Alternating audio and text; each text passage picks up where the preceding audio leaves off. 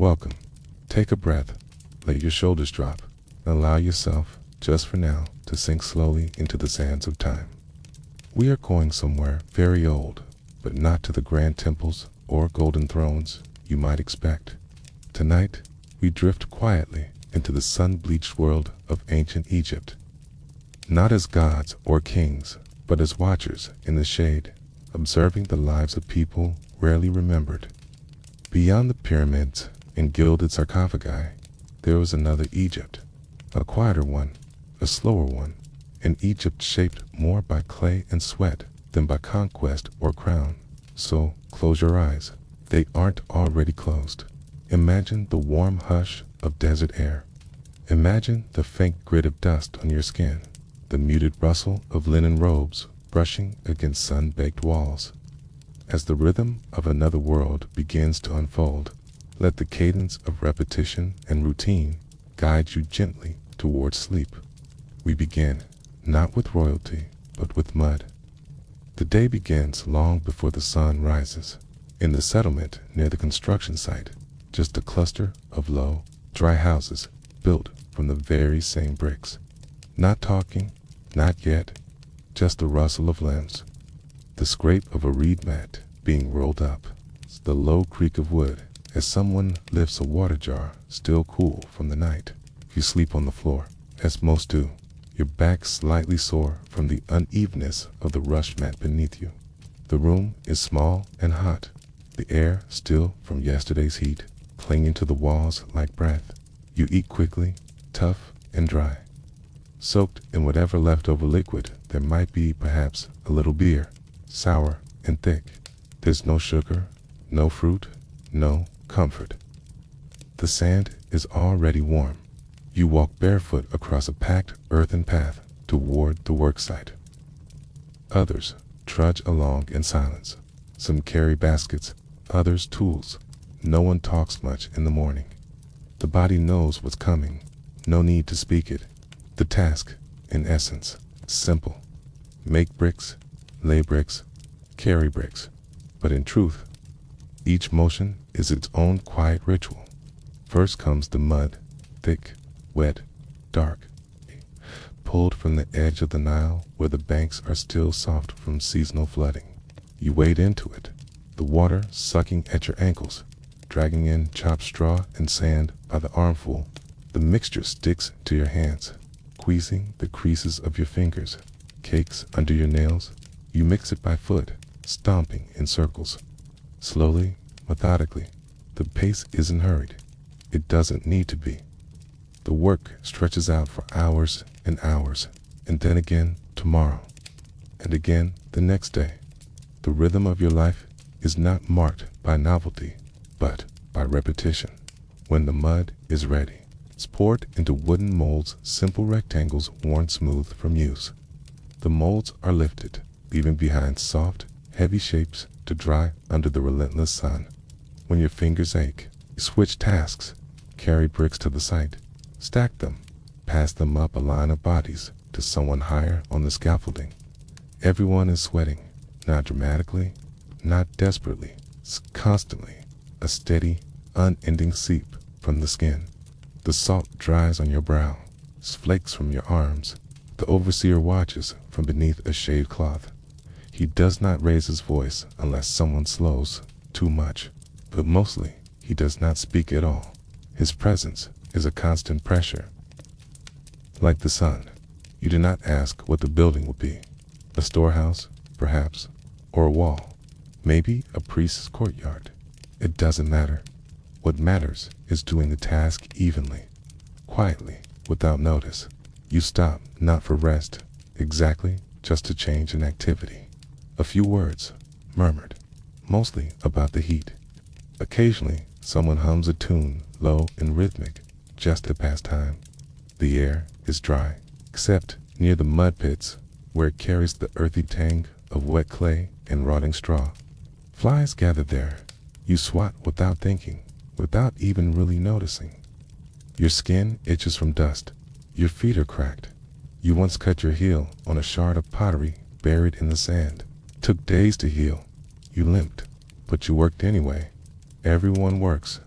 Sometimes you catch yourself staring at the horizon, a line of hills in the distance, or maybe you look up just briefly at a bird soaring high above, a falcon, perhaps. You remember stories about such birds, gods in feathered form, but you don't believe them anymore. Not really.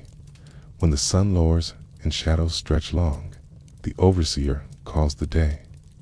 Not with words, just a gesture, a small movement of the hand.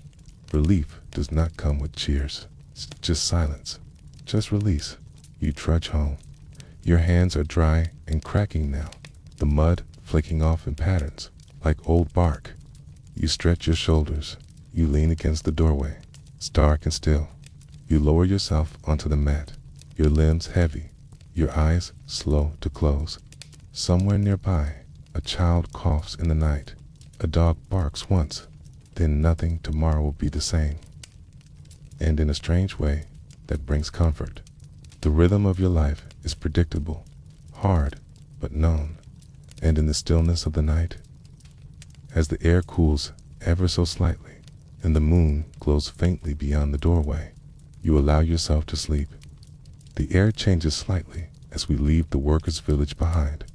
We move up the Nile now, gently drifting past reeds and crocodile-haunted shallows, and enter a new kind of stillness, one not born of toil, but of calculation, of silence that surrounds powerful halls and shaded courtyards, where decisions echo longer than voices. This is not a world of mud and repetition, but of polished stone, cool shadow, and secrets. Here we find Hatshepsut. Her name is still remembered, though often awkwardly, with hesitation, because Hatshepsut was a woman who ruled as a king, not merely in name or by proxy, but completely, fully, and with the ancient symbols of male, pharaonic power carved into her very statues. But let us not begin with the grandeur of temples or proclamations. Let us begin in the hush of an antechamber.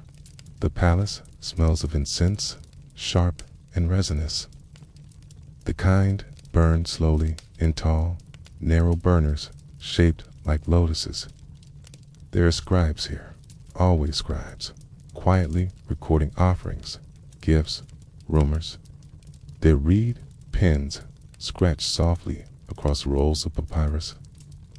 The walls are smooth, plastered, painted with scenes of divine birth and royal processions, though the paint chips gently from age and handling. Hatshepsut does not appear suddenly in history. She grows into power carefully, deliberately, like a vine wrapping its way upward. She begins as queen consort, married to her half-brother, Thutmose II, who dies young. From there, she becomes regent to his son, Thutmose III, who is too small to rule. It would have been enough, perhaps, to simply wait, to guide quietly from behind the throne. But Hatshepsut did not choose that path. Instead, she reshapes the narrative, slowly. First, by appearing in ceremonial roles. Then, by dressing not only in royal colors, but in royal forms, false, beard, kilt, broad collar. Her statues shift female at first, then androgynous, then unmistakably male in shape. And yet, the name remains unchanged. Hatshepsut, foremost of noble ladies. Imagine now the quiet meetings, late in the evening, advisors seated on low stools, voices low, eyes avoiding direct gaze. The flicker of oil lamps casting long shadows along the columns. They speak not of revolution, but of continuity, stability. Her claim to power is not shouted. It is presented, shaped through inscriptions in divine lineage. She is the daughter of Amen, she says. A god chose her. How can one argue with that? She builds. That is how she rules. With stone and with story. At Deir el-Bahari, her mortuary temple rises against the cliffs like a vision. Carved terraces, long colonnades, ramps lined with sphinxes. The walls tell her tale of divine birth, of trading expeditions, of a peace-filled reign. She sends ships south to the land of Punta Voyage, more mythical than political. And when the ships return, they bring back incense trees, gold, ivory, baboons. The scribes record everything carefully, reverently, okay? And all of it is painted on the walls of her temple. The journey, the goods, the blessings. But not everyone is at ease. There is always a quiet current beneath the surface. Thutmose III is growing. He watches, waits, learns, and while there is no open conflicting, no moment of rupture, there is a tension, like a taut reed beneath calm water. Later, after Hatshepsut is gone, whether by illness or quiet retirement, quake, or unseen removal, the memory of her reign begins to erode. Her statues are defaced, her name chiseled from walls, not in fury, it seems, but in administration, carefully, deliberately. A reassignment of legacy. Imagine the workers tasked with the silent men in the morning hours, chisels tapping rhythmically at names once sacred. Dust rising in thin clouds. They do not speak of why, they are told, and they do. That is all, and yet, not all is lost. Some images survive. Some names remain, hidden in overlooked corners or beneath layers of plaster. The story, like water, finds its way through stone. Tonight, in this stillness, you can almost hear a voice, soft but steady, speaking from within the limestone corridors of time. Not demanding to be remembered, but calmly asserting, I was here, I ruled, I shaped this world, and now the torches burn low in her great temple and the Nile flows on, unbothered, unchanged. You rest in the echo of her reign, the cool stone, the scent of old ink, the quiet hum of scribes in the dark. The story softens, the air grows stiller, and we drift once again toward another forgotten place. The wind shifts now, a dry, whispering breeze that stirs loose dust across forgotten paths.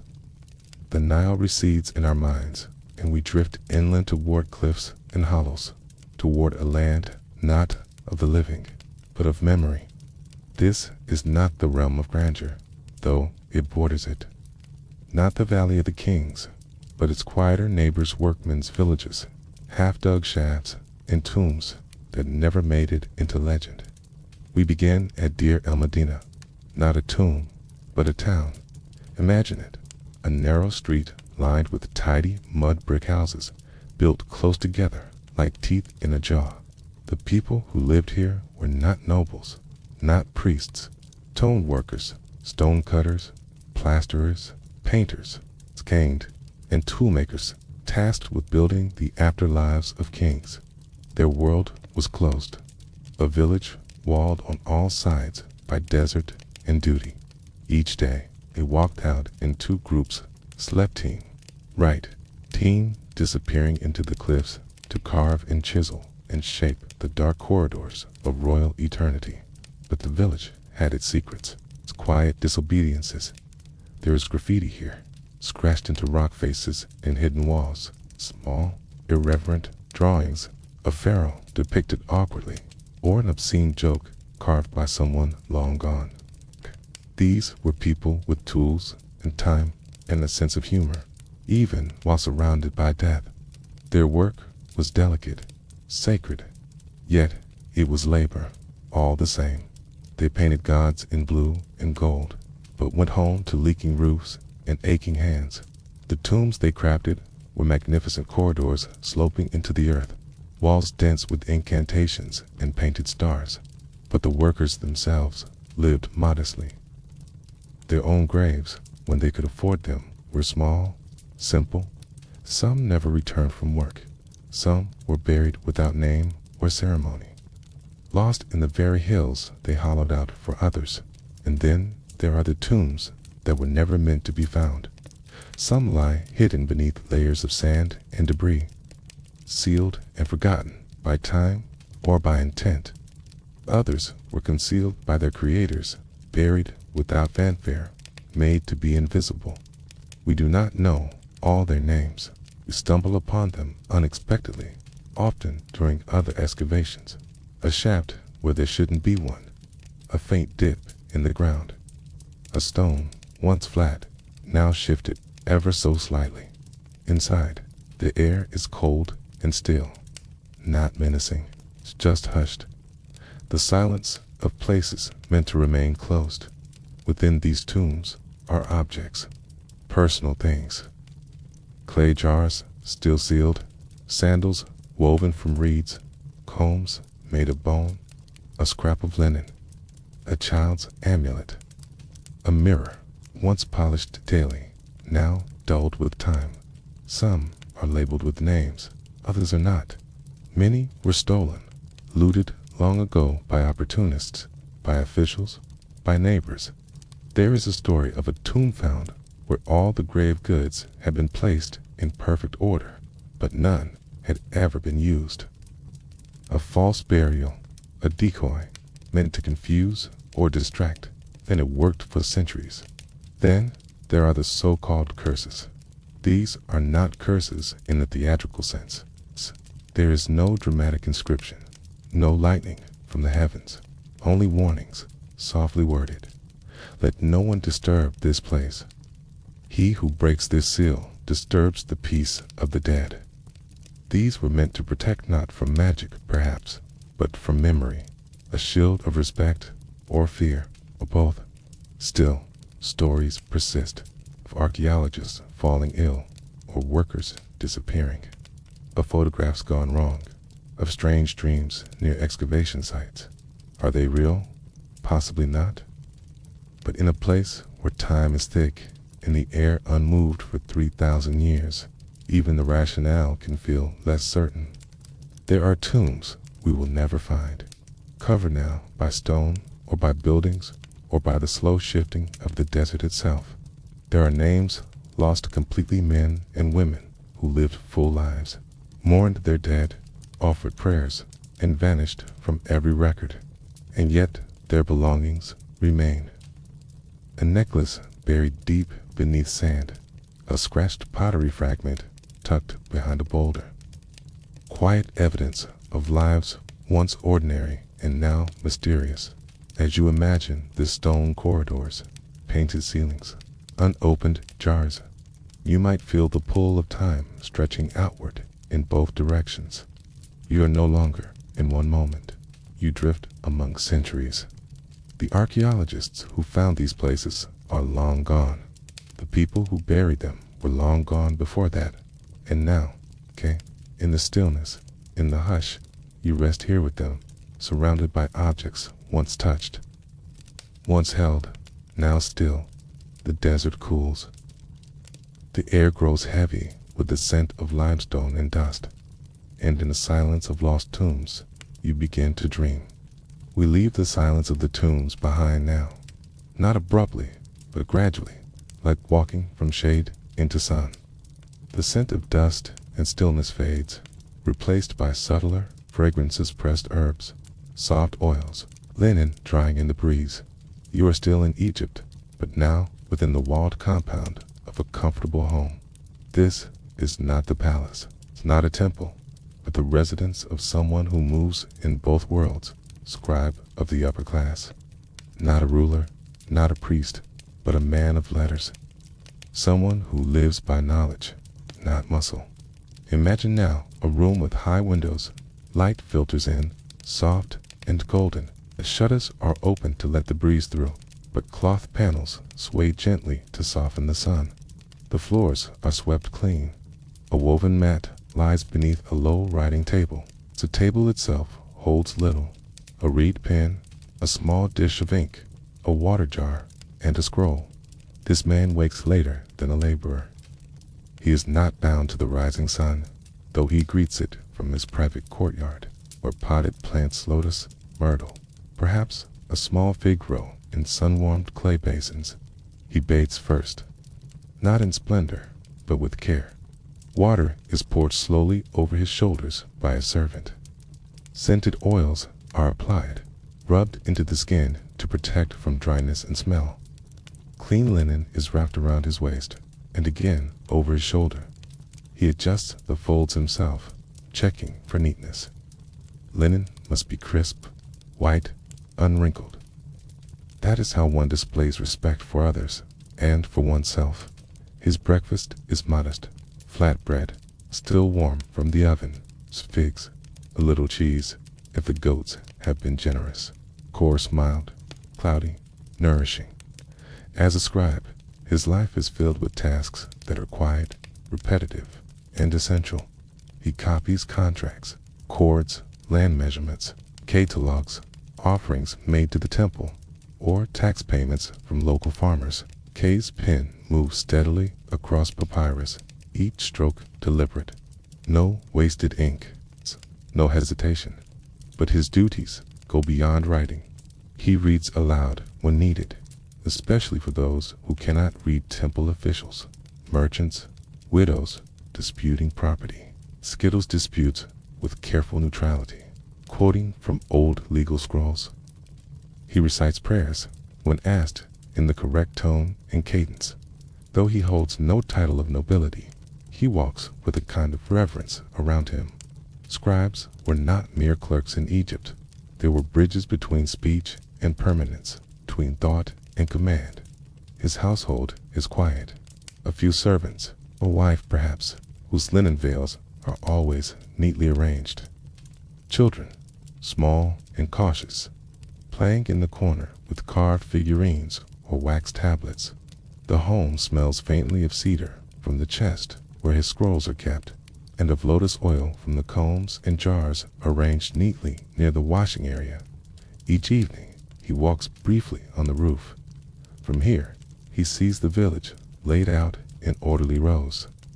Beyond it, fields darkening under the twilight, Kano glints in the last of the sun. He listens to the soft sounds of the household settling. Someone sweeping, someone laughing quietly at something not meant to be shared. The distant notes of a flute faint, wandering like wind. He does not worry much. His position is stable. His children will have food. His scrolls are in order. He has not displeased the temple. He has not offended a noble. Still, he keeps his records exact. A missing measure of grain, a mismatched seal, these can bring unwanted attention. So he checks, then checks again, not because of fear, but because of habit. His precision is a form of peace. At night, he sleeps on a raised bed, the legs carved in the shape of lions. A mosquito net hangs loosely from a frame above, catching the breeze. The linen sheets are cool, smooth against his skin. His dreams are rarely vivid. They drift like the ink he uses, spreading, thinning, fading gently. You might imagine him now, just breathing, the breath of someone who has lived without spectacle, without battle, without worshippers or statues, and yet he has recorded the names of kings. He has copied spells from the Book of the Dead. He has written letters that crossed deserts and changed the fates of others. He is not remembered. His name does not appear in textbooks or grand museums, but his hands shaped memory. Quietly now, you lie with him in that peaceful hush. The air smells faintly of sweet herbs and sun-warmed parchment. A dog shifts sleepily by the door. The light dims further, and across the still air of history, a final hush falls. And now, the sand has settled. The last reed mat has been unrolled. The scrolls return to their cedar chests. The tomb entrances sealed again by time. You've wandered quietly through the rhythms of an Egypt less often told, not the thunder of dynasties or the glint of ceremonial crowns, but the worn silence of daily footsteps, hands working clay, of ink flowing slowly from a reed pen. You've stood in the heat with laborers, felt the weight of mud and routine. You've watched a woman rewrite power in the language of kings. You've breathed in the still air of forgotten tombs, and walked barefoot across polished floors where scribes weighed every word. This was not a history of battles or empires. It was a history of dust, of waiting, of a soft persistence, of people living lives that never reached the gilded page. And yet, they endured, their backs bent against heat, their names faded on papyrus and stone, but still they were there. And now, so are you, as you return slowly to your own body, your own breath, your own room. You might notice how still everything is, how quiet and how far away the modern world feels. It's like a wave far out at sea. The Nile continues to flow. The desert remains warm beneath a canopy of stars, and deep in the rock and memory of Egypt, all is at rest. You are safe. You are far from the noise and close to something older than time. Good night.